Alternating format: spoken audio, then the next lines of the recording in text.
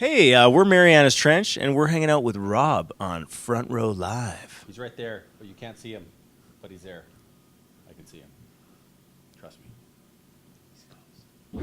It's actually been 10 years since the last time I've sat down with you. And the last time I sat down with you guys was when House of Blues in Hollywood existed. That was a long-ass tour. Oh, my God. And it was under my first channel, Punk Videos Rock. I actually remember that. I like that House of Blues a lot. Yeah. Did it just become like an apartment building or something? Yeah, like it's ridiculous. They're building apartments and they're building more offices and more stuff like that. I guess it was prime real estate. But I really like that House of Blues. Like just watching a show, it didn't matter what show. It was just there was something about that venue that just made everything so much better. Limp Bizkit played before. Do you remember that on the marquee there? Limp Bizkit was on there. Of the marquee from that show because Yeah. it was such a that was a big deal for us to play the House of Blues. Right. Was it on Ventura or something like that? No. What was the street it was on? This is Sunset. Sunset. Yeah, Yeah. yeah. So like it's a big deal. It's a cool neighborhood and Right. it's LA and we're a little band from Vancouver, Canada. We're like, oh, that was a hell of a show. I remember that very well. And that was 2 records ago, right? Or was it 3? 10 years ago? Yeah. Holy. Maybe not exactly a whole 10. Ever After, that would have been Ever After, actually, that sounds right. Yeah. came out in 7 years November 2011, so it would have been early 2012, I think. 7 years, 7.5 years. Not too bad. No, that's Because I was thinking of it, I'm like, I don't think we did that venue with Cross My Heart or Masterpiece Theater, so it must have been 2 albums ago, is right. Yeah. Wow. Now we're here back in LA, Phantom's record. I love this album. Like, there's a little bit of a change in sound, at least to me. That's what I feel. And I love like the introduction with the first song. Like, it gives me this like Queen-ish kind of vibe. Oh, thanks. But take me into the studio creating Phantoms. Like, how different was this record to make? In terms of like putting it together, not necessarily different than any other one before it, but what we tend to do is we work within a theme, and on Phantoms we were working from with a haunted kind of theme, which we've done on the past several records. And what that allows us to do is sort of create some boundaries to work within creatively, but then you also get there's just permission to do a lot of weird things that you might not necessarily do if you were working in a different theme. So like in the past, we had an 80s thing going on, and on this record it's sort of a haunted theme. It was inspired by being on tour in New Orleans. We were there, and Josh was wandering around and was really moved by the voodoo culture there, and their take on death and funerals, where instead of being like a dark, somber event, it's a party, right?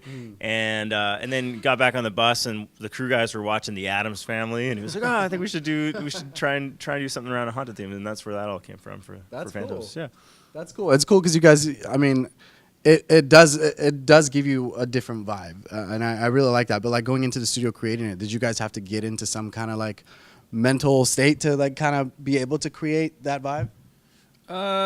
Unfortunately for Josh, he's kind of like he writes like a method actor acts. So he really was going a little crazy when writing this album. And it worked out. I think he came up with some really cool stuff. But he actually was like approaching it as, what is it like to go a little bit cuckoo? And it worked. How did the writing process on his part, like how did that kind of change the way that you guys record the music for this album?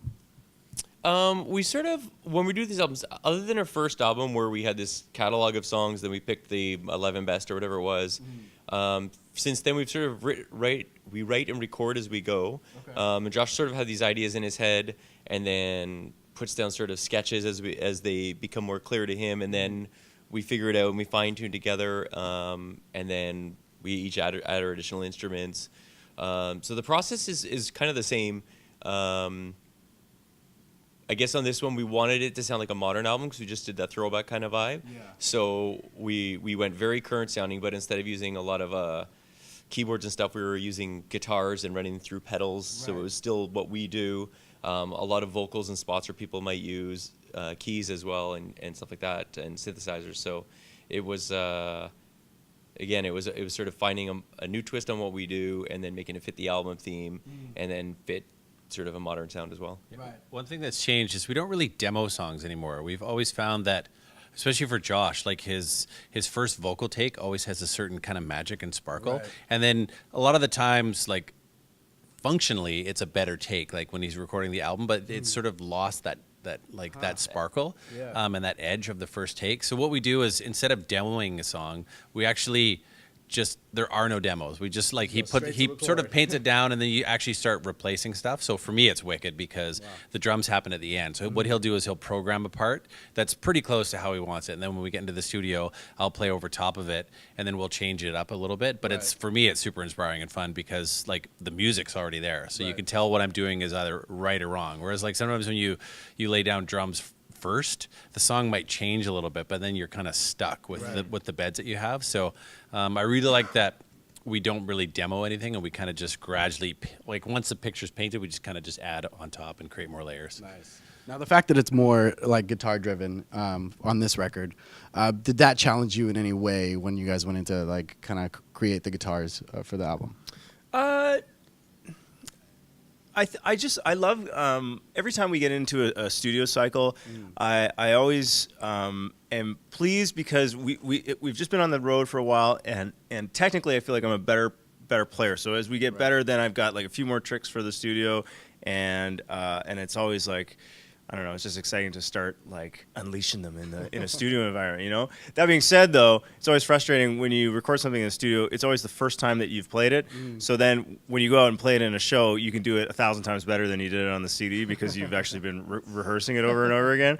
So then it's like, you know, maybe I could have done a better job. Not that I'm not proud of what we've accomplished, but I don't know. I feel like something's bothering you. Tell me about it. Which song are you not happy with? No. I'm very happy with the record. It's, you know, the studio stuff is not. It's not challenging. It's just fun. It's just fun and creative, and you know, I suppose like maybe. It's a long haul. It's a long journey in the studio to put a record together from front to back, and that is a challenge. But you're creating stuff, and we're having a lot of fun in there, and it's something that I thoroughly enjoy doing. These guys bought a lot of guitar pedals on this. There was already quite a good stock of guitar pedals, but like I think now in the studio, I believe it's an IKEA shoe rack. There's so many pedals that there's this big shelving unit with all these pedals in it. And a lot of them are super cool. Like they would just, I wonder what this one does, and they'd plug it in and try a bunch of stuff. But a lot of the stuff that people might think are keyboards are actually coming from like guitars on this album, but through a pedal. Like there's one that's an organ pedal, and I was like, oh, that's cool. I just assumed like it was an organ plugin, but they were like, no, it was from a guitar. So it was pretty sweet to watch these guys lay down a lot of the guitar tracks. So did you guys recreate or create like any sounds from scratch aside from like all the guitar tones? Like any song or any songs, any sounds that were in the tracks, like for example, like maybe created something out of a piece of metal put it into the record. Like, did you guys do that on this album by any chance? No, not really. I think this record's pretty like, you know, it's pretty meat and potatoes in terms of like guitars, bass, and drums, and that's about it. And then just, you know, occasional synth stuff here and there. But as far as like banging on a fence or you know, we're creating weird noises out of a bathtub, none of that. Those were some interesting ones that you Hanging mentioned. on a fence or making sounds from a bathtub. So one thing that What's that bathtub sound you guys got there? It's really cool.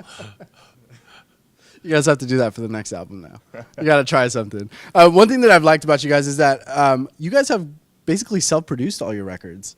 Yeah. So how are you guys able to still do that and still be able to do something different? I feel like the more you're in the studio with the band specifically, like working on new material, I feel like you get kind of crazy just listening to it over and over. I feel like it because we have themes and they've got these visions that Josh will have a clear vision of songs. It's actually easier doing it this way rather than trying to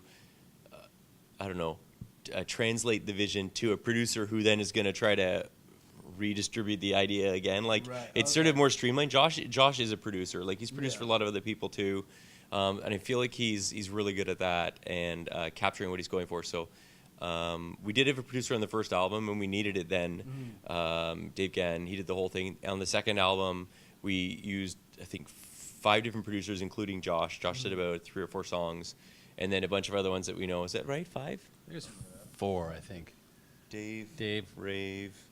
And Anyway. No, there was 5. It was 5. So So I think at that point you learned a lot of different sort of techniques and stuff, and from that point forward, it was easier to just to go, and then you don't also have to book somebody's time, because then if we're taking our time on something, you don't feel like you're wasting their time, and if it's going really quick, it doesn't matter either. But because the songs come in different sort of paces as well. Josh really hates repeating himself too. Like he has a hard time doing it. It's just like once he's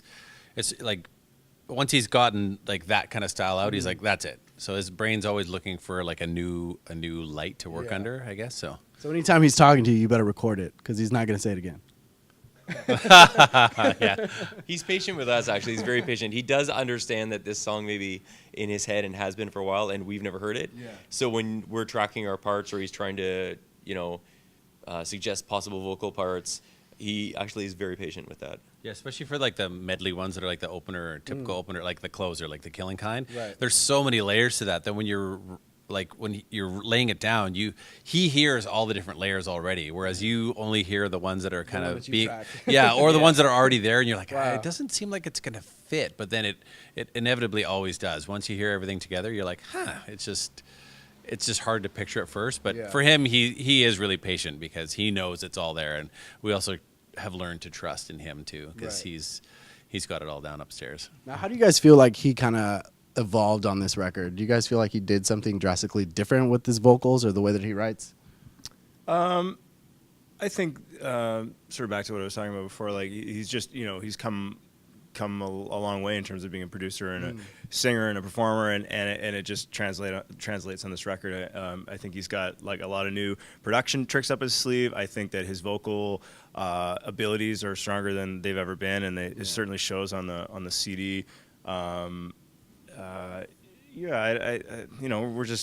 We're just improving as we go along, growing up, getting a little older, and trying to take all that experience and sneak it into the record somehow, I guess. Technology is improving a lot too. Like there's a lot of really, really good string and orchestral plugins right now. Usually the past 3 albums actually, we've used string quartets and actually like full string ensembles and a lot of horns. But we were really up against the clock for time for this one, because we had like a tour already booked. We're like, I'm sure if we had the time, he would have liked to have replaced a lot of the program stuff with real instruments. But the program stuff sounded so real that we just really didn't find the need for it. Right. So I guess that's a big thing in terms of like production, that just technology's kind of improved in the last few years, that you can really, really get good stuff down on tape. Right. Well then. Now he's making noise.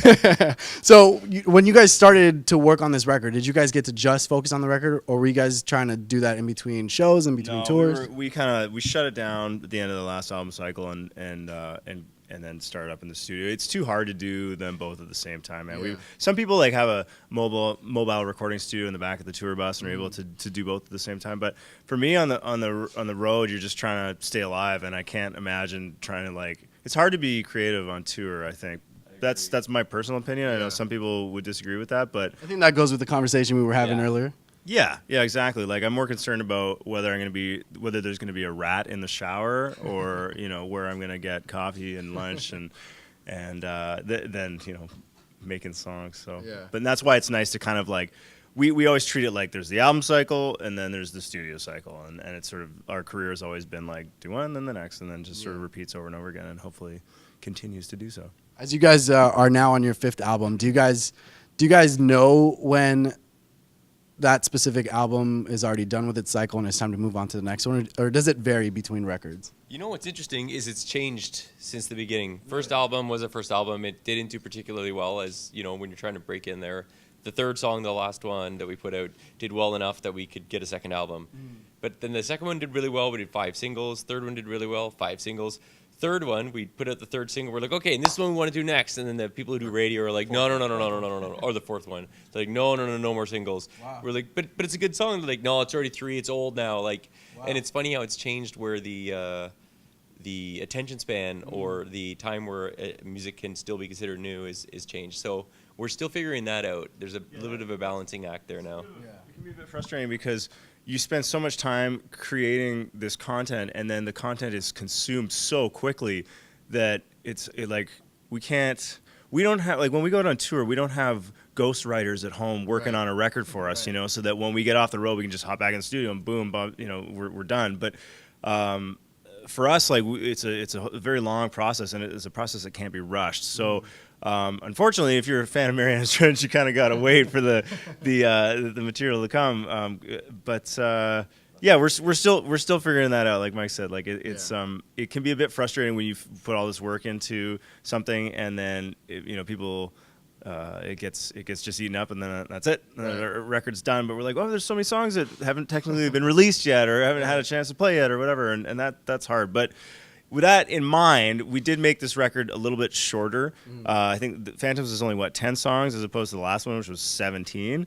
And that way, like, should the life cycle of the album be shorter, then we're like, okay, well, then we can. Ready to work on something. Yeah.